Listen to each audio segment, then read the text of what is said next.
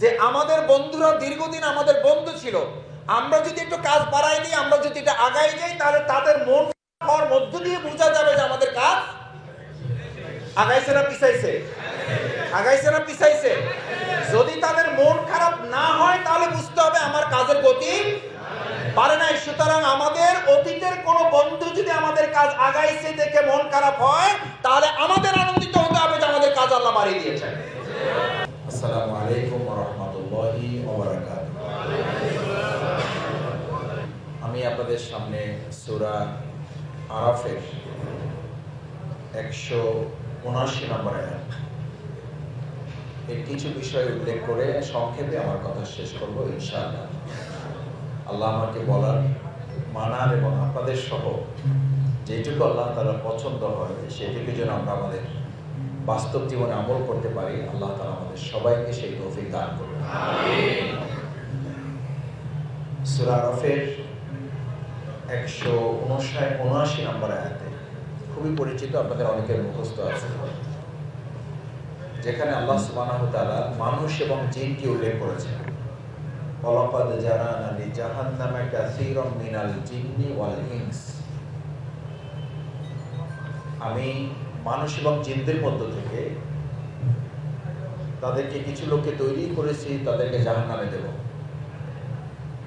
তার অর্থ কি এই দাঁড়ায় যে জাহান্নামের জন্যই তাদেরকে সৃষ্টি করা হয়েছে? ব্যাপারটা তা নয়।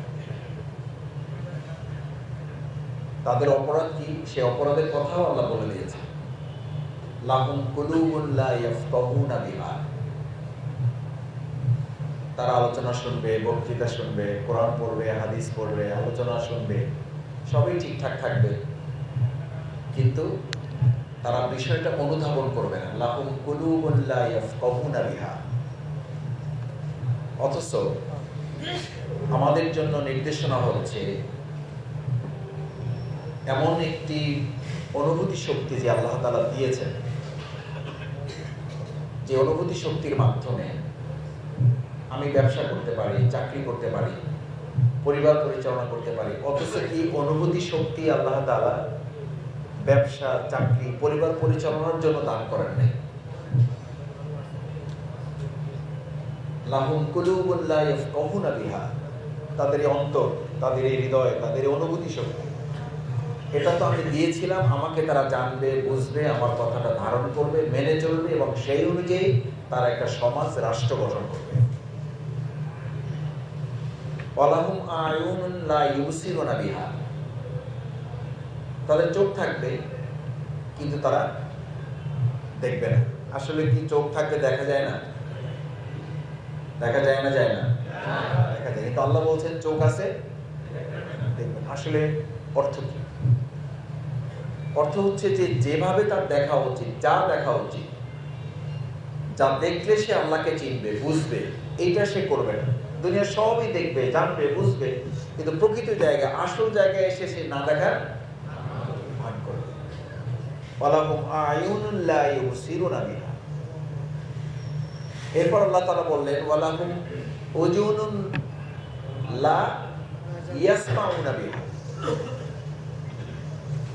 তাদের কান থাকবে কিন্তু তারা শুনবে না। এই শুনবেনের অর্থ আমাদের এক শিক্ষক বলতেন, শুনবে না যে তা না, শুনবে, এক কান দিয়ে শুনবে আর এক কান দিয়ে। এই জন্য আমাদের শিক্ষক সাথী এটাও বলতেন যে আমাদেরকে আল্লাহ দুই কান কেন দিয়েছেন? এক ছাত্র তারাই বলছে যে এক কান দিয়ে শোনার জন্য আর এক কান দিয়ে। এই জন্য আল্লাহ আমাদের কয়টা কান দিয়েছে? দুইটা কান দিয়েছে। এক কান দিয়ে শুনতে হবে আর এক কান দিয়ে বের করে। অথচ আল্লাহ বলছেন যে ওয়ালাহুম উজুনুন লা ইয়াসমাউনা বিহা। আমি তো তাদেরকে চোখ দিলাম দেখার জন্য, তারা দেখলো না কেন? দেখলো না কেন মানে এই পরিস্থিতি সব দেখলো, দেখে শুনে সে তার নিজের মতো করে চলার সিদ্ধান্ত নেয়। আল্লাহ এবার বলছেন যে এই যে মানুষগুলোকে আমি এত সম্মান মর্যাদা দিলাম, এই মানুষগুলো যেহেতু দেখলো না, শুনলো না, তার হৃদয় দিয়ে সে উপলব্ধি করলো না, আমি এবার তাদের মানুষের পরিচয় বাদ দিয়ে আমি পরিচয় দিলাম উলাইকা কাল আনআম। এরা কিসের মতো? চতুষ্পদের মতো। মানে আমি মানুষই থাকলাম, কিন্তু আল্লাহ বললেন যে এই শফিকুল ইসলাম মাসুদ যেহেতু তার হৃদয় দিয়ে উপলব্ধি করলো না, আমার আসল কথাটা শুনলো না, আমার কথাটা সে বুঝতে চাইলো না, আমার জিনিসটাকে সে দেখেও না দেখার ভান করলো, আমি আল্লাহ তার পরিচয় দিলাম উলাইকা কাল আনাম, এরা চতুষ্পদ জন্তু। চতুষ্পদ জন্তুর সাথে তুলনা কেন করা হলো? চতুষ্পদ জন্তুর টার্গেট হলো খাবে দাবে ঘুরবে, দুনিয়ার মাধ্যমে তার টার্গেট শেষ হয়ে যাবে। একজন মানুষও যদি এই টার্গেট নির্ধারণ করে ব্যবসা করলাম, চাকরি করলাম, খাইলাম, ফ্ল্যাট প্লট বিল্ডিং বানাইলাম, মরে গেলাম, সব কি হয়ে গেল, তাহলে ওই চতুষ্পদ জন্তুর সাথে আর শফিকুল ইসলাম মাসুদের সাথে আসলে কোনো আল্লাহ তাআলা আরেকটু সামনে আগাই বললেন যে এই পর্যন্ত শেষ না, বালহুম আদাল,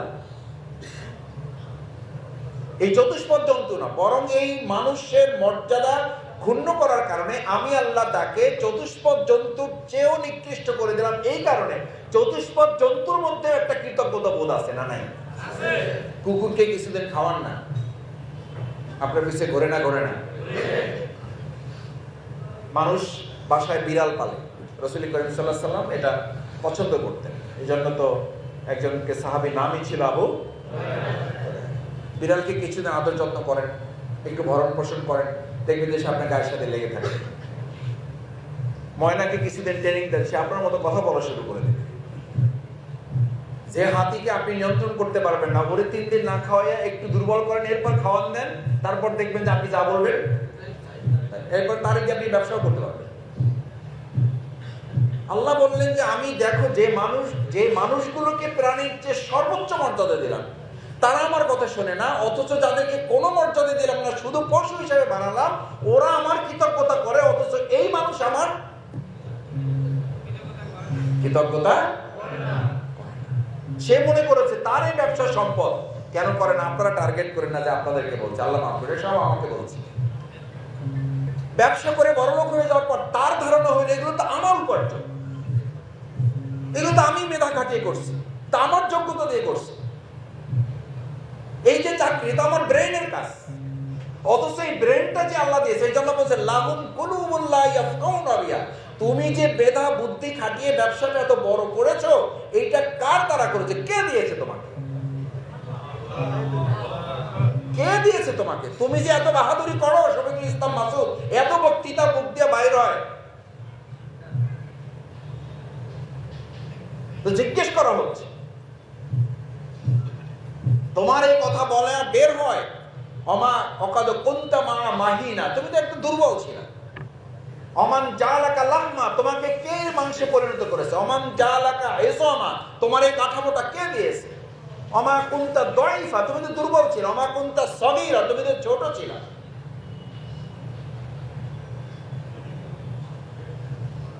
তাহলে সেখান থেকে মেধা বুদ্ধি এগুলো দিয়ে আল্লাহ তাআলা এবার স্মরণ করালেন যে কেন তোমাকে এটা দিয়েছি এই জন্য যে আমি যেন দেখতে পারি তোমাদের মধ্যে আমার দেওয়া মেধা বুদ্ধি এগুলো খাটিয়ে যাকে সম্পদ, সম্মান এবং মর্যাদা দুটো নিয়ামত দিয়েছি, দুটো নিয়ামত আমি দিয়েছি, এই নিয়ামতকে কাজে লাগিয়ে কে পরীক্ষায় উত্তীর্ণ হয়ে পাশ করতে পারো, কে আল্লাহকে স্মরণে রাখতে পারো, আর কে আল্লাহকে স্মরণে রাখতে, এটা আল্লাহ তাআলা দেখতে চান। এটা দেখার জন্যই আল্লাহ তাআলা কাউকে সম্পদ দিয়ে পরীক্ষা করেন, কাউকে সুপার বানিয়ে পরীক্ষা করেন, কাউকে সুইপার বানিয়ে পরীক্ষা করেন। মাঝখানে পার্থক্য কি নাই? একটা রস্যই নাই। একজন সুপার হায়ার অথরিটি, একজন সুইপার। আল্লাহ তাআলা দুটো জাতি আমাদের মধ্যে তৈরি করে দিলেন। কেন তৈরি করে দিলেন? বুঝার জন্য, যাকে সুপার বানানো হলো তিনিও আল্লাহকে স্মরণে রাখেন কিনা, যাকে সুইপার বানানো হলো তিনিও আল্লাহকে স্মরণে রেখে চলেন, নাকি তার মধ্যে এমন মান অভিমান কাজ করে যে আল্লাহ আমাকে যদি কিছুই দেয় নাই, আমি আল্লাহর সাথে আস্তাগফিরুল্লাহ, আবার এমন কিছু আমাকে দেওয়া হয়েছে যে আমার আর আল্লাহর দরকার নাই, আমি তো নিজের মধ্যেই এখন কি করতে পারি। ভাই, পৃথিবীতে এরকম সুপার পজিশনকে আল্লাহ শেষ করেছেন না করেননি? এটার জন্য কি আমাদের আবার টাইটানিকের কাছে ফিরে যেতে হবে, না 5 আগস্ট পর্যন্তই যথেষ্ট? 5 আগস্টের আগে না হয় টাইটানিকে যেতে হবে। এখন তো টাইটানিকের গল্প বলে আমাদেরকে বিশ্বাস করানোর দরকার নাই, কারণ এখন আমাদের বাংলাদেশে একটা টাইটানিক। এই বাংলাদেশ পরিচালনায় তারা বলেছিল আমরা 2041 পর্যন্ত নরমালি আছি, এরপরে চিন্তা করব যে কি করা। একইভাবে টাইটানিক যাত্রা করে এইভাবে বলেছিল, যাওয়ার honourable passenger, it's not only Titanic, it's absolutely mini state. এটা টাইটানিক, এটা লঞ্চ না, এটা জাহাজ না, এটা কি মিনি স্টেট, এটা ছোট রাষ্ট্র। সুইট ড্রিঙ্ক অ্যান্ড মেমরি, খাওয়া দাওয়া ফুর্তি করে, ডোন্ট ওরি, কোনো দুশ্চিন্তা নাই। এই কোনো দুশ্চিন্তা নাই বলা শেষ হইল না, এর মধ্যে দুশ্চিন্তা, এর মধ্যে দুশ্চিন্তা শুরু। এই কথা শেষ করতে পারে নাই, তার মধ্যে পাইলট এসে বলেছে যে সরফুল নিউজ, আমাদের একটা কি আছে, আমাদের একটা দুঃসংবাদ আছে। ঠিক আমাদের বাংলাদেশের যে একজন পাইলট ছিলেন, উনিও বললেন যে শেখ হাসিনা পালায় না, আমরা পালাবার গোষ্ঠী না। এই বলতে বলতে পরের দিন,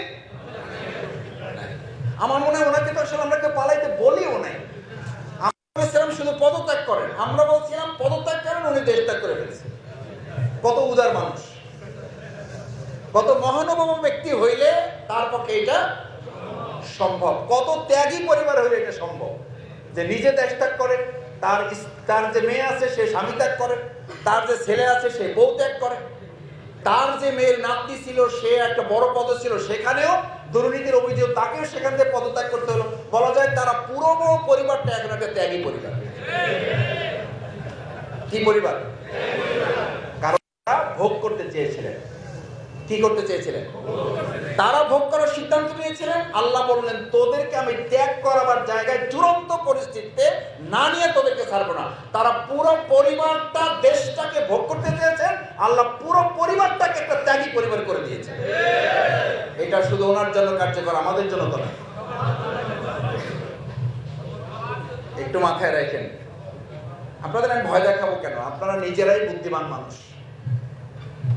আল্লাহর বিধান শুধুমাত্র কোন একজন মহিলা বা পুরুষের জন্য কার্যকর। আউয়াল কয়রু ফাওকা ইবাদি, প্রত্যেক বান্দা বান্দির জন্য আলাদা আলাদা ভাবে তার সমস্ত বিধানগুলো কার্যকর। সুবহানাল্লাহ। সম্মানিত ভাই এবং বন্ধুগণ, বাংলাদেশ জামাত ইসলামী কি চায়? আল্লাহর এই বিধানের আলোকে জামাত ইসলামী কি চায়? জামাত ইসলামী চায় প্রত্যেক মানুষ যেন এটা উপলব্ধি করে যে আল্লাহ তাআলা আমাদেরকে একটা উদ্দেশ্য নিয়ে পৃথিবীতে প্রেরণ। সেই উদ্দেশ্যটা কি? সেই উদ্দেশ্যটা হচ্ছে আকিমুস সালাত, তোমরা সালাত আদায় করো। এটা কার নির্দেশ? সেই আল্লাহ নির্দেশ হচ্ছে ইতাউজ যাকাত, তোমরা কি দাও? যাকাত দাও। তাহলে যে আল্লাহ নির্দেশে আমি সালাত আদায় করব, সেই আল্লাহ নির্দেশে কি আমি যাকাত আদায় করব না করব না? করব। কারণ ওটা হলো শারীরিক ইবাদত, এটা হলো কি ইবাদত? আর্থিক ইবাদত। এখন আপনার কাছে প্রশ্ন, আপনি বিবেকের কাছে একটু নিজেকে জিজ্ঞেস করেন, কেউ যদি শারীরিক ইবাদতের মাধ্যমে আল্লাহর প্রিয় বান্দা হতে চায়, তাহলে তার আগে আর্থিক ইবাদতে নিজেকে পরিশুদ্ধ হতে হবে না? হবে না? কারণ আর্থিক ইবাদত পরিশুদ্ধ না হলে তো আপনার আর্থিক ইবাদত কি হবে না? কবুলই হবে না। ইবাদত কবুলিয়তের অন্যতম শর্ত হলো তার উপার্জন কি হতে হবে? হালাল হতে হবে। তাহলে এই শর্তটা যদি প্রথম আমার মধ্যে কাজ করে যে আমি আল্লাহর গোলামি করার জন্য আর্থিক পরিশুদ্ধিতা আমার অন্যতম টার্গেট, তাহলে আকিমুস সালাতের জন্য তো তার প্রয়োজন হচ্ছে যে সে আর্থিকভাবে আল্লাহর কাছে সারেন্ডার করার জন্য তাকে আর্থিকভাবেও সারেন্ডার করতে হবে। সারেন্ডার যে করতে হবে এটা তো জামাত ইসলামী বললে হবে না, কিন্তু আল্লাহ বললে তো হবে না? তাও হবে না? হবে ইনশাআল্লাহ। ওয়াতুজাহিদুনা ফি সাবিলিল্লাহি বিআমওয়ালিকুম ওয়া আনফুসিকুম। তোমাদের কাজ হচ্ছে আল্লাহর এই বিধান কার্যকর করার জন্য যারা আগে জান দিতে চাও তারা জান পরে দাও, আগে কি দাও? এই জন্য আমরা বাংলায় একটা শব্দ বলি, এটার উল্টাই বলতে হবে, আরবিটা মূলটা বলতে হবে। যে আমরা বলি জান ও মাল, আর আল্লাহ বলেন ওয়াতুজাহিদুনা ফি সাবিলিল্লাহি বিআমওয়ালিকুম ওয়া আনফুসিকুম। আগে মাল দাও তারপরে জান দাও, কারণ মালই দিতে পারবে না সে জান দেবে কিভাবে? একটা প্রায়োরিটি বেসিস, অগ্রাধিকার তালিকা তো আছে আল্লাহর কাছে, বুঝারও তো একটা উপায় আছে, প্রমাণ করার একটা ব্যাপার আছে। আমি মালই দিতে পারি না, আমার পক্ষে জান দেওয়ার কোনো সুযোগ থাকার কথা না। সেই জন্য আল্লাহ সুবহানাহু ওয়া তাআলা আমাদেরকে পরিষ্কার করলেন যে তোমরা যদি তোমাদের উদ্দেশ্য বাস্তবায়ন করতে চাও। আমাদের উদ্দেশ্য কি? আমাদের আলাদা উদ্দেশ্য আছে না? আল্লাহ উদ্দেশ্য ঠিক করে দিয়েছেন। কি ঠিক করে দিয়েছেন? আফা হাসিবতুম আন্নামা খালাকনাকুম আবাসা ওয়া আন্নাকুম ইলাইনা লা তুরজাউন। তোমরা আল্লাহর দেওয়া বিধানের আলোকে একটা উদ্দেশ্য, একটা টার্গেট দিয়ে তোমাদেরকে আমি পৃথিবীতে প্রেরণ করেছি। উদ্দেশ্যটা কি? এবার আল্লাহ উদ্দেশ্য বর্ণনা করছেন। লিউযহিরাহু আলা দ্বীনি কুল্লিহি, সমস্ত মতবাদের উপর ইসলামকে বিজয় করে দিতে হবে। এটা বলার কারণে যদি আমার সাথে আমার পরিবারের সম্পর্ক একটু টানাপোড়েন হয়, তাতে কি আমার উদ্দেশ্য থেকে আমি সরে আসব? তার সাথে যদি আমার বন্ধুর সম্পর্ক খারাপ হয়, এই কারণে যদি আমার বক্তৃতার কমেন্টসে কেউ আমাকে একটু গালাগালি করে, তাহলে বক্তৃতা একটু নরম করে ফেলতে হবে, কারণ আমার তো ভিউ বাড়াইতে হবে নাকি? রাসূল করিম সাল্লাল্লাহু আলাইহি সাল্লামের কাছে তৎকালীন কাফের মুশরিকরা এসে প্রস্তাব দিল, মুহাম্মদ একটা কাজ করো তুমি, ওয়াদ্দু লাউ তুদহিনু ফায়ুদহিনুন। তোমার উপরে যে অত্যাচার, নির্যাতন, নির্মমতাটা আমরা বাড়িয়ে দিয়েছি, এটার কারণ হলো তুমি তোমার কাজ বাড়াই দিছো। সুতরাং তুমি কাজ কমাও, আমাদের নির্যাতনও। ভাই ভালো করে বুঝেন, যেই প্রস্তাব কাফির মুশরিকরা দিয়েছে, আর সেই চিন্তা যদি আমি করি যে আমাদের বন্ধুরা দীর্ঘদিন আমাদের বন্ধু ছিল, আমরা যদি একটু কাজ বাড়াই দিই, আমরা যদি এটা আগাই যাই, তাহলে তাদের মন হওয়ার মধ্য দিয়ে বোঝা যাবে যে আমাদের কাজ আগাইছে না পিছাইছে। যদি তাদের মন খারাপ না হয়, তাহলে বুঝতে হবে আমার কাজের গতি পারে নাই। সুতরাং আমাদের অতীতের কোন বন্ধু যদি আমাদের কাজ আগাইছে দেখে মন খারাপ হয়, তাহলে আমাদের আনন্দিত হতে হবে যে আমাদের কাজ আল্লাহ বাড়িয়ে দিয়েছেন। আর সেই কারণে আমরা তাহলে যেখানে আছি ওখানেই থাকবো। আমাদেরকে একটু পরামর্শ দেয়, কয় যে ভাই একটু মিল্লা জিল্লা থাকা যায় না?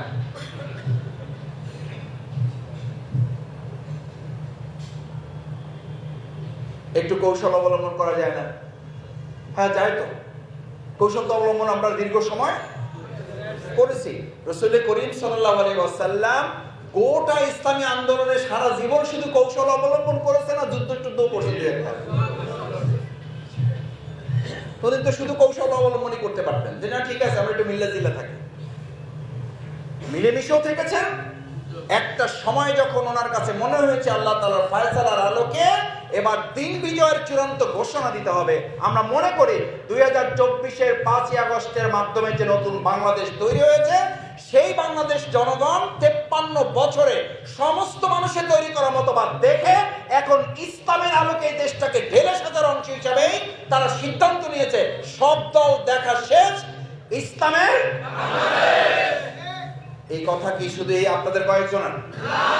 এবং 5ই আগস্টের পরের 6 মাস অতিবাহিত হওয়ার কারণে ইসলাম ছাড়া আর কোন মত দিয়ে দেশ চলতে পারবে না শান্তিতে, সেটা আরো বেশি পরিষ্কার হয়েছে না হয় না?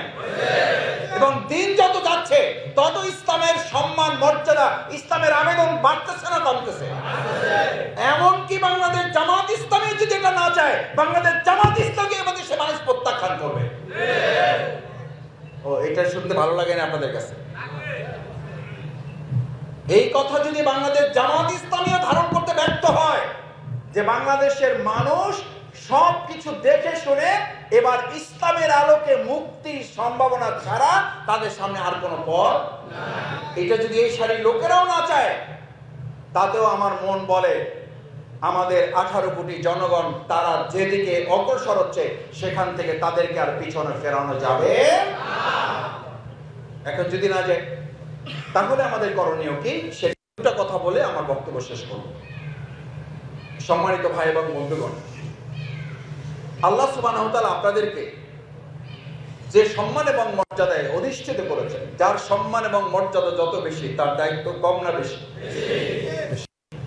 আজকে বাংলাদেশ জামাত ইসলামের প্রতি মানুষের যে ভালোবাসা, মানুষের যে প্রত্যাশা তৈরি হয়েছে, এই ভালোবাসা এবং প্রত্যাশার আলোকে আমাদের দায়িত্ব কমেছে না বেড়েছে? এখন এই দায়িত্ব নিয়ে কি আমরা সামনে আগাবো, না যেখানে আছে সেখানে থেকে যাবো, না পিছনে যাবো? দেখি ইনশাআল্লাহ রাজি আছেন তো সবাই? আমরা সামনে আগাইতে চাই ইনশাআল্লাহ, আল্লাহ কবুল করুন। সামনে আগাইতে চাইলে আমাদের বিগত দিনের যা সমাজ কল্যাণমূলক কার্যক্রম ছিল, আমাদের 3টা হাসপাতাল ছিল, এখন আমরা 5টা করতে চাই। আগে আমাদের ইউনিভার্সিটি ছিল, কোন রকম। এখন আমরা নতুন করে পরিস্থিতি বিবেচনায় শিক্ষা জগৎকে ঠিক করে ফেলার জন্য আমরা নতুন করে বিশ্ববিদ্যালয় তৈরি করতে চাই। এখন আমরা হাসপাতালগুলোকে যা আছে ঠিকঠাক করে আরো নতুন স্বাস্থ্য সেবায় আমরা দিগন্ত রচনা এমন ভাবে করতে চাই যে আমাদের পার্শ্ববর্তী রাষ্ট্র থেকে যদি চাল ডাল পেঁয়াজ আর হাসপাতালের দোহাই দিয়ে আমাদেরকে চোখ রাঙায়, পাল্টা আমরা চোখ রাঙাবো যে শুধুমাত্র পার্শ্ববর্তী দেশ না, গোটা পৃথিবীতে বাংলাদেশের কাছে চিকিৎসার জন্য তাদেরকে আসতে হবে, তেমন স্বাস্থ্য সেবা আমরা দেব। আলহামদুলিল্লাহ বাংলাদেশ জামাত ইসলামী পেরেছে না পারে নাই। আমাদের ইসলামী ব্যাংক হাসপাতাল, জনগণের হাসপাতাল শেষ করে দেওয়ার পরিকল্পনা কেন করেছিল জানেন? যাতে পার্শ্ববর্তী একটা রাষ্ট্রের যে স্বাস্থ্য সেবার ব্যবসা সেটা যেন আরো কয়েক গুণ তারা বৃদ্ধি করতে পারে। সেজন্য আমাদের হাসপাতালটাকে ধ্বংস করতে চেয়েছিল। আল্লাহর পরিকল্পনা সেটা ধ্বংস করতে তারা পারে নাই। আর্থিক কাজে ধ্বংস করার জন্য আমাদের তৈরি করা ব্যাংককে তারা ধ্বংস করতে চেয়েছে, তারা ধ্বংস করতে পারে নাই। আমাদের মীর কাসেম আলী বেগকে শহীদ করেছে, তিনি স্পষ্টভাবে বলেছেন আমার একটা মাথা তারা ফাঁসিতে ঝুলাতে পারবে। বাংলাদেশ জামাত ইসলামের কাছে লক্ষ মাথা তৈরি হয়ে আগামী দিনের স্বাস্থ্য এবং শিক্ষা খাতকে তারা এগিয়ে নিয়ে যাবে। এই জন্য আজকে আমরা কোথাও কোথাও বলতে শুনি জামাত ইসলামী সব তো দখল করছি, স্বাস্থ্য এবং শিক্ষা খাত বিশেষভাবে। আরে ভাই দখল করবো, ওটা তো দখলে আসি আমাদের, ওইটা তো দখলে আসি আমাদের, দখল করার কি আছে? ওটা তো আমাদের। কারণ বাংলাদেশ জামাত ইসলামী দেশের জনগণের জন্য কিছু করার চেষ্টা করে, আর কেউ কেউ আছে শুধু বক্তৃতা বিবৃতি আর তৈরি করা জিনিসগুলোকে ধ্বংস করার জন্য কাজ করে। এই ধ্বংস আর ভোগের রাজনীতি বাংলাদেশের মানুষ এখন আর আগামী দিনে গ্রহণ। এখন আপনারাও সেটা কিন্তু সিদ্ধান্ত নিতে হবে। শুধু ত্যাগী পরিবার যদি তারা হয় ভোগ করার কারণে, আমরা যদি এখন ত্যাগ করতে না পারি তাহলে আমাদেরও কিন্তু ত্যাগী পরিবার আল্লাহ করতে বাধ্য করবেন। কারণ ইমানদার হিসাবে আপনাকে এটা মাথায় রাখতে হবে, এটা জামাত ইসলামী হিসাবে না, জামাত ইসলামী ব্যানার বাদ দেন। এখন এজ এ মুমিন আপনাকে সিদ্ধান্ত নিতে হবে। রাসূল করিম সাল্লাল্লাহু আলাইহি সাল্লামকে জিজ্ঞেস করা হয়েছে যে একজন ইমানদার কোন রাস্তায় হাঁটছে এটার জন্য বোঝার উপায় কি? কোনো টেস্ট করাইলে হবে? কোনো ইনভেস্টিগেশন করাইলে বোঝা যাবে? রাসূল করিম সাল্লাল্লাহু আলাইহি সাল্লাম বললেন বোঝা যাবে। এটার জন্য কোনো ইনভেস্টিগেশন করা লাগবে না, টেস্ট রিপোর্ট লাগবে না, এক্সরে লাগবে না, সিটি স্ক্যান লাগবে না, এমআরআই লাগবে না। কি করতে হবে?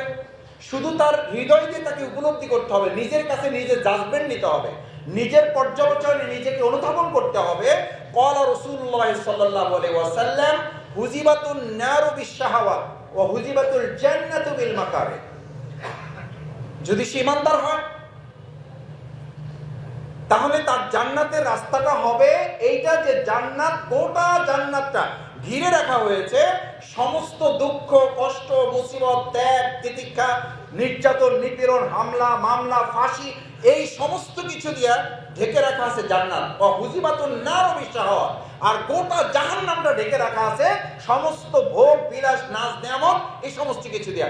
এবার আপনি ঠিক করেন, আপনি যদি ভোগ বিলাসের রাস্তায় হাঁটেন তাহলে আমি জাহান্নামের রাস্তার পথিক, আর আমি যদি ত্যাগ এবং কোরবানির রাস্তায় হাঁটি তাহলে আমি জান্নাতের রাস্তার পথিক। আজকে আমরা এখানে যারা এসেছি আমরা ত্যাগ এবং কোরবানির মাধ্যমে জান্নাতের পথিক হব নাকি ভোগ বিলাসের মাধ্যমে জাহান্নামের পথিক হব? জান্নাতের পথিক হতে রাজি কারা? তাহলে জান্নাতের রাস্তাটা কি ভোগের না ত্যাগের? ভোগের না ত্যাগের? আমাদের কথা না রাসূল সাল্লাল্লাহু আলাইহি ওয়াসাল্লামের কথা? তার তো পরিচয় পাওয়াই গেল। তাহলে তো সিদ্ধান্ত আপনাকে নিতে হবে যে আমরা ত্যাগের আন্দোলন করব নাকি ভোগের আন্দোলন করব। আমরা জনগণের প্রত্যাশা পূরণের জন্য তারা যে একটা সুন্দর বাংলাদেশ বিনির্মাণ করে আমাদের ভাইয়েরা জীবন দিয়ে দিল, আমাদের তরুণেরা জীবন দিয়ে দিল। একজনের হাত কেটে ফেলা হয়েছে, জিজ্ঞেস করা হয়েছে আপনার একটা হাত আছে, আপনার অনুভূতি কি? বলছে যে এরকম বাংলাদেশের স্বপ্ন পূরণের জন্য আমার এই হাতও যদি দিতে হয় আমি সেটার জন্য প্রস্তুত আছি। আচ্ছা বলেন, সে একটা হাত দিতে প্রস্তুত, আর আমরা আমাদের এই বাংলাদেশ রেখে যাওয়া ভাইদের কয়েক হাজার তরুণেরা জীবন দিয়ে যে বাংলাদেশ রেখেছে, আমরা আমাদের যদি আর্থিক ত্যাগ করতে হয় সেটার জন্য কি আমরা প্রস্তুত থাকবো ইনশাআল্লাহ? সেটা তো এমনি আপনার দিতে হবে, দেওয়া তো উচিত। কারণ জাকাত তো আপনার ভাগ না, জাকাত কি আপনার ভাগ? ওটা তো আপনার না, আল্লাহ তাআলা তো আপনার অর্থের একটা ভাগ করে নিয়ে নিয়েছেন তিনি, যেটা হচ্ছে তোমার আর্থিক পরিশুদ্ধি তার ভাগ। এখন যে পয়েন্ট দুটো বলছিলাম, একটা বলেছি যে এটা আপনাকে নিতে হবে যে আর্থিক পরিশুদ্ধিতার জন্য আপনাকে ত্যাগের সিদ্ধান্ত নিতে হবে। দ্বিতীয় হলো কোথায় করবেন, দ্বিতীয় এবং শেষ কথা, কোথায় করবেন। দেখেন, ইসলামী রাষ্ট্র হওয়ার আগ পর্যন্ত আপনার জাকাত, আপনার আর্থিক কোরবানি ব্যয় করার জন্য যতক্ষণ ইসলামী রাষ্ট্র এবং ইসলামী সরকার না হচ্ছে, ততক্ষণ ওই 8টা খাত অনুযায়ী কোন ব্যক্তি বা সংগঠন পরিচালিত হয় তাদেরকে খুঁজে বের করার দায়িত্ব সংগঠন আপনাকে খুঁজবে না আপনি সেই সংগঠন খুঁজবেন? কারণ দায়িত্বটা কার? ওনার না আপনাদের? ওনার না আপনাদের? আপনার দায়িত্ব। মসজিদ মুসল্লি খোঁজে না মুসল্লি মসজিদ খোঁজে? এই তো বুঝে বলেন ভাই, মসজিদ মুসল্লি খুঁজতে বের হয় না মুসল্লি মসজিদ খুঁজতে বের হয়? কারণ দায়িত্বটা মসজিদের না দায়িত্বটা মুসল্লি? তাহলে জাকাত নেওয়ার দায়িত্ব এইটা কি প্রাধান্য নাকি দেওয়ার দায়িত্ব? এটা তো আপনার খুঁজতে হবে, এটা তো আপনার খুঁজে জায়গা বের করতে হবে। আপনাকে চাইলো কে চাইলো না, বললো কে বললো না, সেটা তো ব্যাপার না। এখন আপনি কি খুঁজবেন? আপনি খুঁজবেন এই যে জাকাতের 8টা খাত। অনেকে জিজ্ঞেস করেন, ভাই বহু খাতের কথা তো দেলোয়ার ভাই বললেন, আমি ওই প্রসঙ্গে আর গেলাম না, কারণ আমি দেলোয়ার ভাইয়ের সাথে কথা বলেছি। তো আমি দেলোয়ার ভাইকে বক্তৃতা ভাগ করে দিচ্ছি যে ভাইদের কষ্ট কমানোর জন্য আপনি এক অংশ বলবেন, আমি এক অংশ বলবো। আমি ওনার বক্তৃতা না শুনলেও শেষে যতটুকু শুনেছি, আর উনি গাড়িতে আসতে আসতে ওনার সাথে আমার একটা আন্ডারস্ট্যান্ডিং হয়েছে আপনাদের কষ্ট বাঁচাবার জন্য, যে আমাদের সমস্ত খাতগুলো ওনাদের সামনে বলবেন। আমি আশা করি যে আপনারা আমাদের খাতগুলো বুঝতে পেরেছেন। এরপর অনেকের কোশ্চেন থাকে যে ভাই এই খাতগুলো কি জাকাতের টাকা ব্যয় করা যাবে? এই প্রসঙ্গে সমস্ত আলেমগণ সলফে আলিমগণ একমত, যতক্ষণ ইসলামী রাষ্ট্র কায়েম না হচ্ছে ততক্ষণ ফি সাবিলিল্লাহ 7 নম্বর খাত। 8টা খাতের মধ্যে কততম? ফি সাবিলিল্লাহ। আল্লাহর রাস্তা মানে হচ্ছে আল্লাহর জমিনে আল্লাহর দ্বীন বিজয়ের যত কাজ আছে সব কাজে ওই 7টা খাতের চেয়ে এই খাত গুরুত্বপূর্ণ। কারণ এই খাতটা বাস্তবায়ন হলে বাকি 7টা খাত তখন বাস্তবায়ন আপনার করতে হবে না, ওটা বাস্তবায়ন করবে সরকার। কথা বোঝা যায় না? বোঝা যায় না? আমাকে অনেকে জিজ্ঞেস করে, কয় মাসুদ ভাই আপনাদের দিলে তো গরিব পাবে না। আমি বললাম, গরিব তো আপনি গরিব দিয়ে কুলাইতে পারবেন। এই গরিবকে দেয় বলেই প্রত্যেক জাকাতের খাতে অনুষ্ঠানে দেখা যায় যে ধাক্কাধাক্কিতে 3 জন মারা গেছে। আপনি অনেকে আমাকে মুরব্বীরা বলে, বড় বড় ব্যবসায়ী বলে, কয় মাসুদ ভাই গত বছর 50, এবার আরো বাড়ছে 250। অথচ জাকাতের নিয়ম হলো এমন ভাবে দেওয়া হবে যে জাকাত দাতা বাড়বে, গ্রহীতা। আর আমাদের বাংলাদেশের চিত্র কি? চিত্র কি বলেন? এই চিত্র থেকে যদি বাঁচতে চান তাহলে আপনাকে সিদ্ধান্ত নিতে হবে। আলহামদুলিল্লাহ, আমি জানি না দেলোয়ার ভাই বলেছেন কিনা, আমি দেলোয়ার ভাইকে বলার জন্য বলেছি, বাংলাদেশ জামাত ইসলামী আত্মকর্মসংস্থান সহ এমন কিছু খাত আমরা তৈরি করেছি বিগত 15 বছরে, যারা আমাদের জাকাত দেওয়ার জন্য ধারে কাছে আসতে পারেন নাই, তারাও লুকিয়ে গোপনে, কারণ তাদেরকে অর্থ যোগানদাতা বা অর্থ জঙ্গি সংগঠন হিসেবে চিহ্নিত করে সরকার তাদেরকে দূরে রেখেছে, বাধ্যতামূলকভাবে তাদেরকে দিতে বাধ্য করেছে। সেই সময়ও আমাদের কাছে আমরা জাকাতের কয়েক কোটি টাকা আলহামদুলিল্লাহ আত্মকর্মসংস্থানের জায়গায় এমন ভাবে দাঁড় করিয়েছি, বিগত 15 বছর আমরা জাকাত যারা নিয়েছে তার 2 বছর পর ওই ব্যক্তিদের মধ্যে থেকে জাকাত দেওয়ার কাজ শুরু হয়েছে আলহামদুলিল্লাহ। আপনি বলেন, এটা কোন একজন ব্যক্তিকে আপনি দিলেন, উনি কোনো একটা লিল্লা বোর্ডিং এর কাজে লাগাবে, কোন একটা মসজিদ। আমি বলছি না মসজিদের কেউ থাকলে মন খারাপ করেন না, লিল্লা বোর্ডিং এর কেউ থাকলে মন খারাপ করেন না, গরিব মিসকিনকে দিবেন না আমি বলছি না, আত্মীয় স্বজনকে দিবেন, অবশ্যই দিবেন, কিন্তু এটা মাথায় রাখবেন, যতক্ষণ পর্যন্ত ইসলামী রাষ্ট্র কায়েম না হবে ততক্ষণ পর্যন্ত ওই 7টা খাত, এই ফি সাবিলিল্লাহ আল্লাহর জমিনে আল্লাহর দ্বীন কায়েমের এই খাতকে আপনি শক্তিশালী করে রাষ্ট্র ব্যবস্থা তৈরি না হওয়া পর্যন্ত আপনি কিয়ামত পর্যন্ত 7টা খাতে দিয়ে আপনি যত দিবেন তত কমবে না বাড়বে? ওটা বাড়তেই থাকবে, কারণ রাষ্ট্র ব্যবস্থা ততক্ষণ মজবুত না হবে ততক্ষণ পর্যন্ত জাকাত দাতা বাড়বে না, জাকাত দাতা কমবে আর গ্রহীতা বাড়বে। বাংলাদেশ জামাত ইসলামী আপনাদের কাছে আহ্বান জানায়, বাংলাদেশ জামাত ইসলামী সেই ইসলামী রাষ্ট্র কায়েমের কাজ করে, এই রাষ্ট্র কায়েমের কাজ করে বলেই বিগত 15টা বছর আমাদের এই আন্দোলনের নেতৃবৃন্দকে শুধু গ্রেফতার করা হয় নাই, তাদেরকে ফাঁসিয়ে দেওয়া হয়েছে আলহামদুলিল্লাহ। এই ফাঁসি এবং আমাদেরকে নিষিদ্ধ করার মধ্য দিয়ে এদেশের 18 কোটি মানুষের মধ্যে বাংলাদেশ জামাত ইসলামের প্রতি মানুষের ভালোবাসা আরো কয়েক গুণ বৃদ্ধি করে তারা আমাদেরকে নিশ্চিহ্ন করতে চেয়েছে। আর জনগণ এখন বাংলাদেশকে